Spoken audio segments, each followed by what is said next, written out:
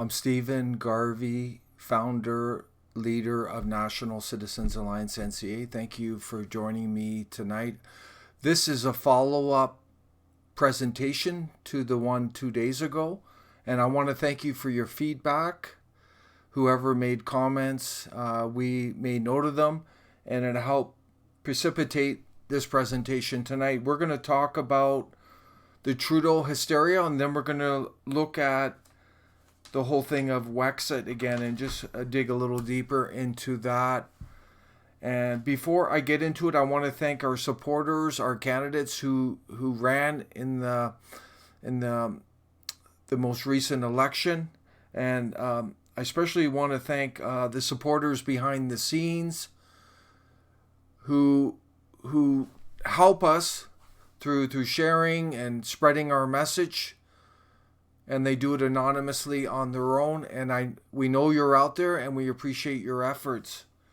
This is a team effort at NCA, and it's only by working together and pushing our message, our ideas, trying to educate fellow Canadians, listen to them, get the feedback, and grow, that we will be on a good path. So keep up the great work. We're all working very hard, and right now we're getting our candidates together for, looks like, an election in 1 or 2 years. So if you're interested in running for NCA, now is the time to contact us.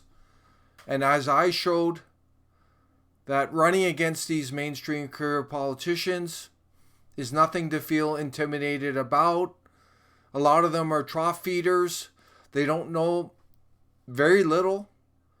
So it's there's no reason to feel intimidated. So you want to stand up for our ideas, our vision, our values, our principles, and get them out there and stand strong. So please contact us at info@nationalcitizensalliance.ca if you're interested in running. This Trudeau hysteria has been going on for probably about a year now.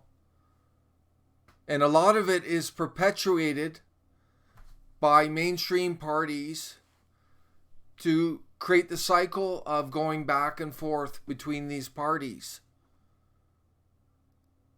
It's very similar to what happened with Harper. There was a hysteria, we got to get rid of Harper. And all it did was put the Liberals in. And now we had the hysteria with Trudeau. We got to get rid of Trudeau.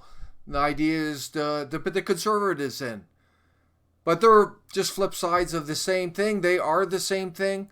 They just have different colors on the surface, different people, but they're basically the same thing. So don't get caught up in that. NCA does not support Trudeau by any means, but it's important not to get manipulated by these mainstream parties who are whipping you up in hysteria for their own purposes, their own means to power. Trudeau is all about post-national state. He made that very clear. He wants to turn us into a globalist village.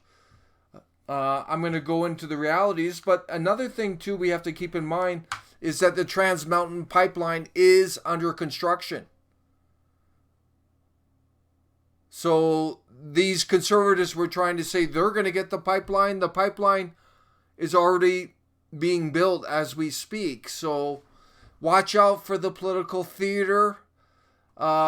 These parties just trying to misinform you to their own advantage. The important thing to keep in mind is some basic realities that you're not going to hear in the mainstream media. I'm going to go through some key points everyone should know and give us your feedback as well. So the first one everyone should know is 1974, Pierre Trudeau shifted the public lending right. So this is the public lending right. The ability of the Bank of Canada to print our currency, it shifted to central banks who now print our currency. There's been an over 800% increase in the money supply, the printing of the currency since 1974. That translates into inflation. That's why you're having a harder time making ends meet. We have lost control over our wealth, which is manifested in the currency. So we want to shift it back, NCA, to what we call a people's bank, which will print the currency for in service of the people and our needs at low interest. I'm not going to get into that, but that's something you definitely got to keep in mind. The second thing that was fairly significant was the 1982 Charter, which was pushed through by these mainstream parties. The Canadian people never had a say on the Charter. In the Charter is the globalist agenda. If you look at Section 15, Section 27, it's written right in there. So this is what Trudeau's doing is not inconsistent with the Charter, with the establishment and their direction. Just remember that. He's just continuing what Pierre Trudeau started. These so-called conservatives have perpetuated, most notably Mulroney.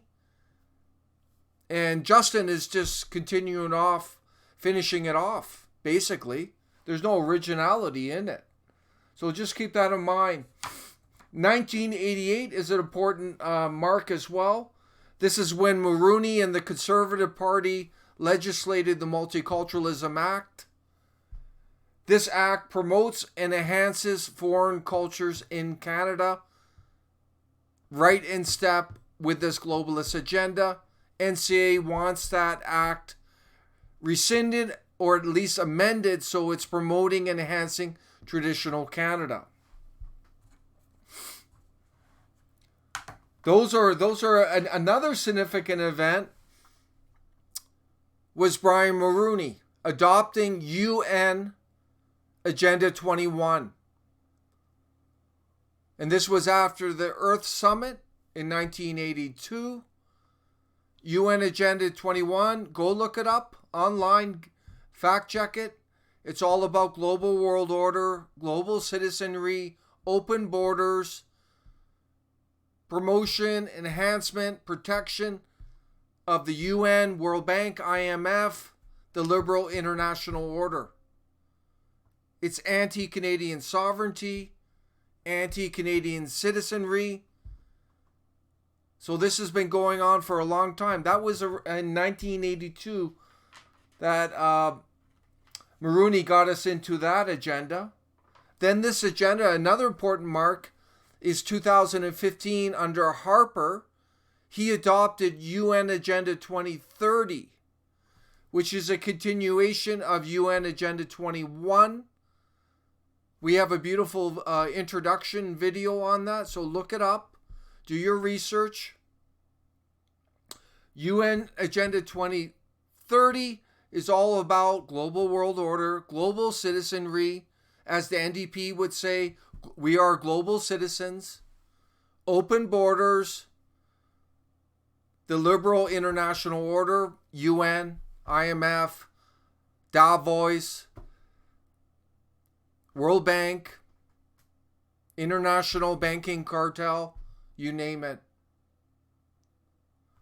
UN Agenda 2030 is being implemented by all levels of government in Canada. It's being dictated to the Canadian people. The Canadian people are kept in the dark. There's no real democracy, especially after elections. People have no real say. It's all being dictated to. Another important thing to keep in mind is since 1968, the Conservative Party has added $458.9 billion to the federal debt in just over 19 years. The Liberals, in contrast, have added $214.9 billion to the federal debt Combined, they're over $660 billion to the federal debt. The Conservative Party has added more than double that of the Liberals in almost 7 years less time. They're both fiscally irresponsible. We would argue they're criminally, fiscally irresponsible. But this is all about the banks, the central banks. You see what's going on there. How this impacts you. We're paying around $32 billion a year federally in debt service payments without touching the principal. Every year, $32 billion out of your pocket. In this previous election, this issue never came up once by these mainstream parties. Another thing you have to keep in mind is the immigration into Canada. The mainstream media, the mainstream parties are only telling you half, like a half-truth. They're telling you it's about 300,000, 320,000 a year coming into Canada. They perpetuate the myth that immigration is good for the economy, that immigration is necessary for an aging population.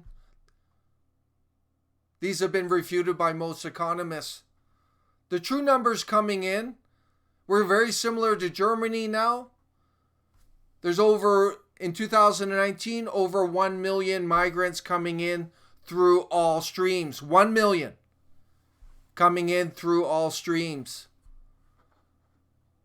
These are the numbers here. And this is from, these numbers are from the Government of Canada website. 2019, this is the middle number, 191,000 plus economic migrants. Chain migration, which is parents and grandparents, over 88,000 in 2019. Humanitarian, including illegal migrants, over 51,000. And you get a total of 330,800 for 2019. But these are the numbers they don't tell you. Study permit holders in 2019, 454,000 flooding into the country. Temporary foreign workers, over 78,000. International mobility program, 224,000 plus. The total is 1,087,000 plus this year into Canada. Almost 1,100,000 coming into Canada through all streams. This is why Canadian workers are being displaced. There's cheap foreign labor coming in. There's all these foreign students coming in. Some of them are working for cash under the table. Others are getting access to permanent residency. And now this links into the demographic replacement of traditional Canada. It's happening. The UN Population Fund, they have a program called, quote, replacement migration. Canada is under replacement migration right now. They don't want to talk about it in the mainstream, but it's going on. Traditional Canada is under threat right now. And this is only going to increase.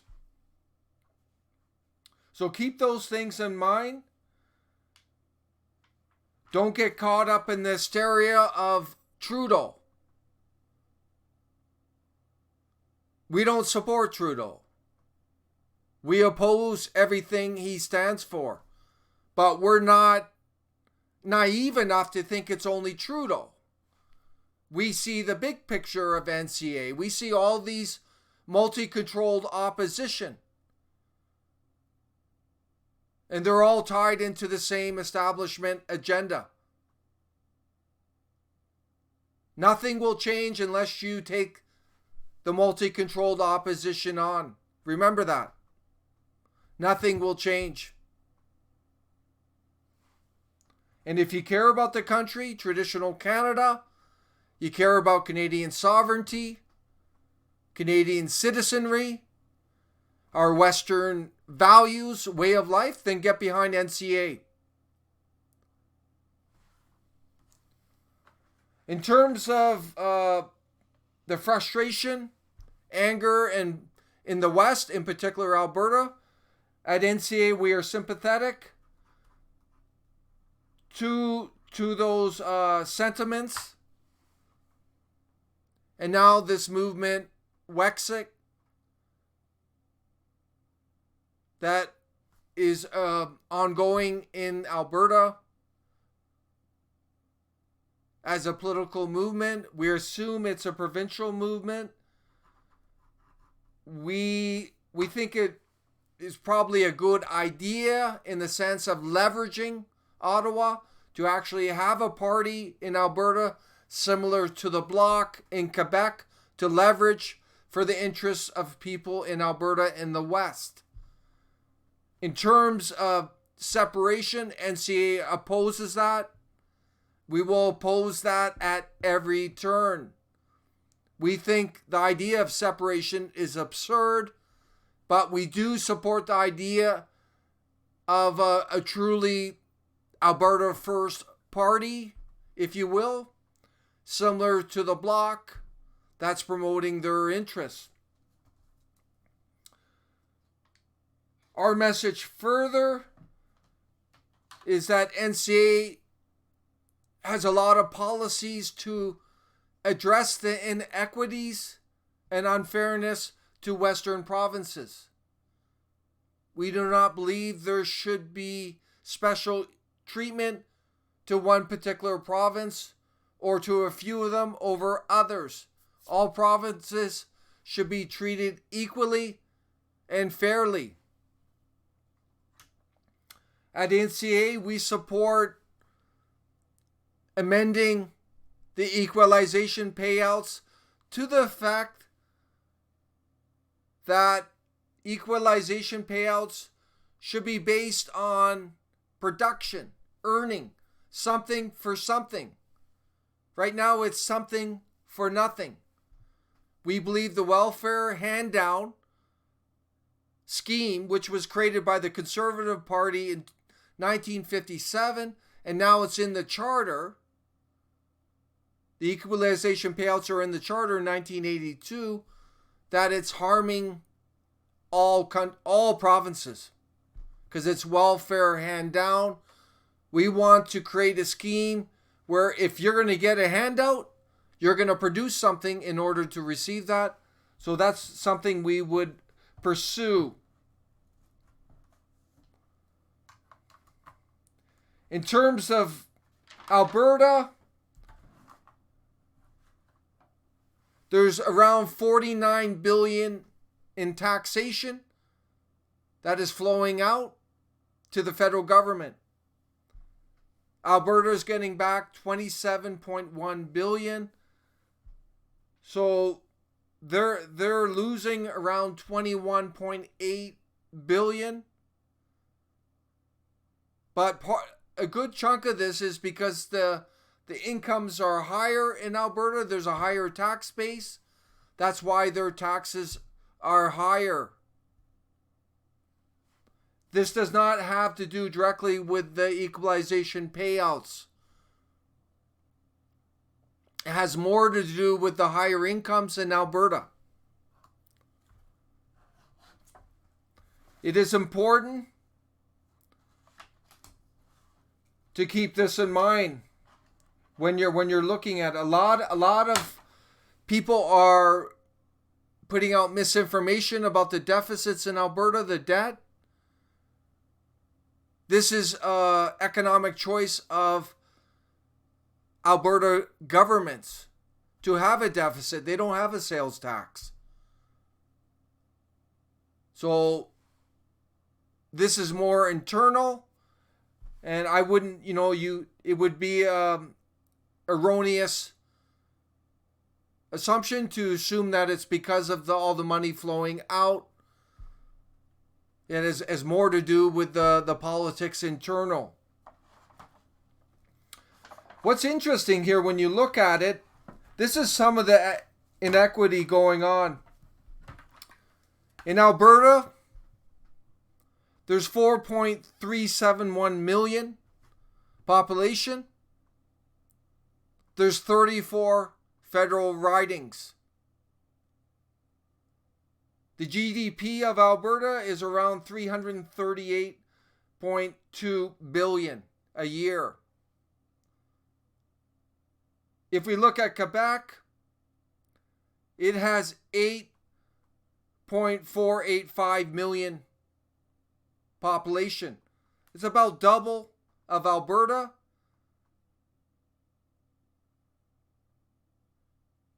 And its GDP is 365.6 billion. So even though Alberta has almost half the population, it has almost the same GDP as Quebec. And we're looking at this, Quebec has 78 federal ridings. So we see some inconsistency here. If it's based on population, the number of ridings, then Quebec should have around 68 ridings. Instead, they have 78. So that's part of the inequity right there. They have almost 10, 11 extra ridings. But NCA, one thing we're proposing at NCA, we want your feedback on this. One thing that could address this inequity is that provinces with a higher GDP should have more federal seats because they have more at stake through what they're contributing, their wealth, etc. So we would argue that's would be a really good way to go forward, is don't base it on population, but base it on GDP of each province. So Alberta, because it has 338.2 versus Quebec at 365.6 billion, Alberta would have almost as many ridings, seats, as Quebec. And that would be a good solution. And that would help eliminate the pandering to Quebec by these mainstream parties. That would actually be a very good solution, and that would help address the inequity, because Alberta would have more say, and you could argue they should have more say because they're producing the most of any other province. Give us your feedback on that. I think that could be a good approach to go forward. Another thing NCA supports is a flat tax. We're looking at anyone below $22,000, no federal tax. Anyone above $22,000, the poverty line, you're looking at a flat 15% tax. This is all premised on cutting the outflow, cutting the massive bureaucracy in the federal government. Another gross inequity is the 1986 Employment Equity Act, passed by Mulroney and the Conservative Party. This is affirmative action. And what this means is favoring minorities. At that time, in particular, people from Quebec over Anglophones, Western Canada, for federal jobs. And right now it's being used to favor new migrants and refugees over traditional Canadians. NCA will scrap the affirmative action and make it merit-based. Finally, NCA supports empowerment through recall, referendum, citizen-initiated referendum. initiating legislation through the constituencies,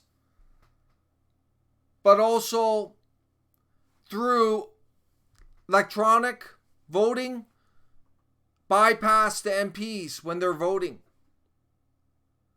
So this is all premised on Canadians being active to know the issues, but we have the technology now that they can dictate to the MP how to vote, rather than the big parties dictating to the MPs and thereby dictating to the constituencies how they vote. That would be a positive step, because the government should be about you, the people. You should be deciding the future of Canada. You should be making the decisions. Right now, it's all top down out of Ottawa. So give us your feedback. But there's a lot of room for improvement. We don't think separation is feasible or necessary. The solutions are there to make this a fair, equitable system. NCA is preparing now for the upcoming federal election. As I mentioned at the beginning, if you're interested in running for us, now's the time to step up. So go to our website, nationalcitizensalliance.ca, or send us an email at info@nationalcitizensalliance.ca today. We have a great policy, great party, great policies platform, and the platform's even growing even further. Please share your feedback tonight. Thank you very much.